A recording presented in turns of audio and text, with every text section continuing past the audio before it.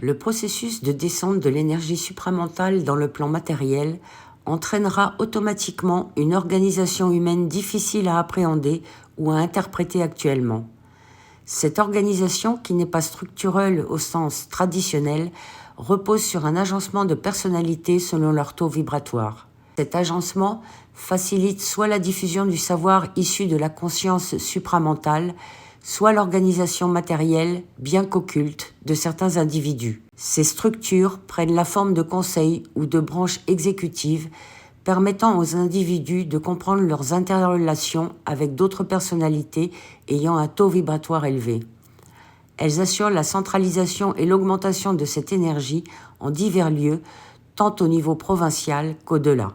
L'équipe anonyme franco-québécoise du chantier Mini-Rencontres a délivré au public cette banque de mémoire universelle, les Mini-Rencontres, en juin 2023.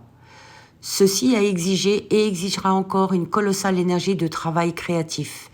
Numérisation des bandes magnétiques des années 1981-1983, transcription manuelle, relecture, correction multiple, mise en page, synchronisation audio, PDF anonymisé, synthèse et livret thématique, traduction instantanée de la transcription dans de nombreuses langues, etc. Nous ne sommes pas solidaires des vautours de la conscience. Note aux provocateurs qui font mine de ne pas savoir par qui le chantier des mini-rencontres a vu le jour, ou faire croire vouloir remercier les anonymes à qui a été exclusivement confiée cette série inédite. Ça cherche à la récupérer à un compte perso, sous diverses formes, pour faire le buzz et du cash sur le dos des inconscients crédules. Maintenant que le gros du chantier est terminé, le résultat de ce travail appartient au monde. Ce qu'il adviendra de cette série détournée, falsifiée, astro-spiritualisée ne nous regarde pas.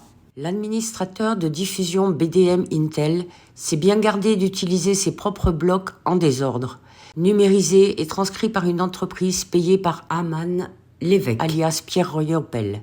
De fait, il n'a également aucun respect de la chronologie des thèmes abordés vibratoirement d'une fin de semaine à l'autre, ni de la parole vibratoire de l'auteur des mini-rencontres. Cet ego ne s'est pas encombré de déontologie, il a usurpé nos numérisations et nos transcriptions manuelles de qualité professionnelle, les faisant passer pour siennes, réclamant $7 000 à celles qui ne veulent plus de pub sur sa chaîne, faisant mine de vouloir nous remercier de l'escroquerie arimanienne.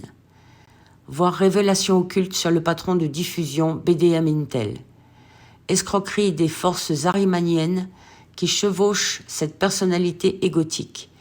Usurpation de notre travail de numérisation et transcription manuelle de qualité professionnelle que cet individu fait passer pour sienne, réclamant $7 000 à celles qui ne veulent plus de pub sur sa chaîne. L'hypocrisie vécue par l'homme, véhiculée par l'homme, c'est la passion de l'âme. Cet aveu est la preuve d'un enrichissement personnel en monétisant des œuvres protégées par le droit d'auteur, dont le but est un enrichissement personnel en récupérant et monétisant le travail fourni, publié, diffusé gratuitement et bénévolement par l'équipe Bernard de Montréal, Énergie du Savoir, numérisation et transcription manuelle, non par une intelligence artificielle. Bien évidemment, ce que la riche vieille dame Aman Lévesque, voir l'enquête, aurait sorti de sa poche en reprochant à ses abonnés de ne pas assez donner, voire plus bas réalité économique. Elle le récupère en vous balançant de la publicité pour rentrer dans ses frais et vous faire croire que grâce à ses émoluments, elle va racheter tout ou partie des droits de Christine Boucher. Ceci n'empêchant personne d'écouter les cassettes dont parle Bernard et non de blocs. Autant d'heures d'affilée qu'il le souhaite, quitte à faire une overdose par overtime de blocs, sans reconnaître le désordre total imposé à cette série qui avait été auparavant rebaptisée Révélation occulte. Sabotage annoncé des mini-rencontres avec des coupures publicitaires qui n'ont qu'un but, un enrichissement personnel. En récupérant et monétisant le travail fourni, publié, diffusé gratuitement et bénévolement par l'équipe Bernard de Montréal, Énergie du Savoir. Numérisation et transcription manuelle, non par une intelligence artificielle.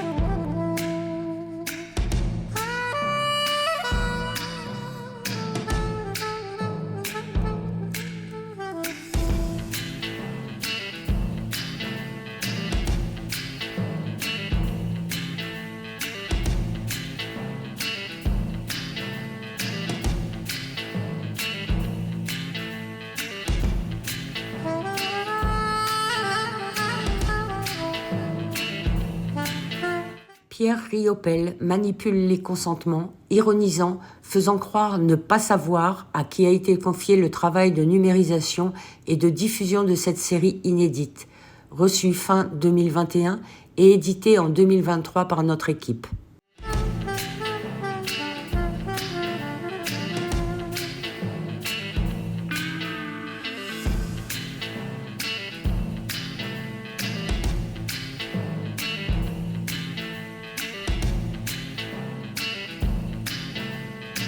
Pierre Riopel annonce ses premiers revenus.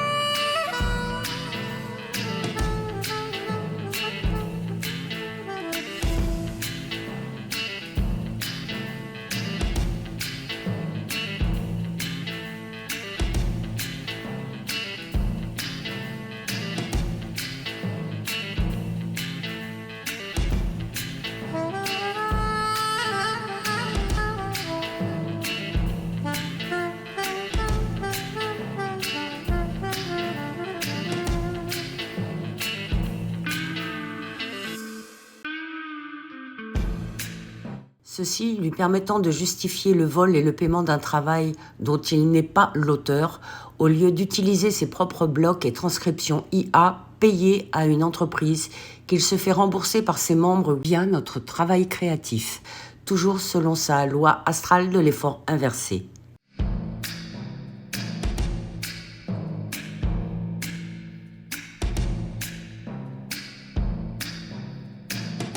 Cet individu, comme à son accoutumée, récupère le travail créatif d'autrui à son profit et en son nom personnel, au motif que, jadis prétendument séminariste, il aurait entendu une voix, ou son contact, qu'il l'aurait missionné et ou baptisé porteur de la couronne de l'instruction et édicteur exclusif au mépris des droits de Christine Boucher, fille de Bernard de Montréal. Une lourde illusion de l'orgueil manipulateur des masses collectives lorsqu'il crut entendre Bernard de Montréal ou son contact lui chuchoter à l'oreille qu'il était élu pour cette diffusion mondiale. Le passage tel qu'annoncé par Bernard lui-même dément toute nomination pour cette usurpation de rôle volée aux bénévoles de tous horizons internationaux.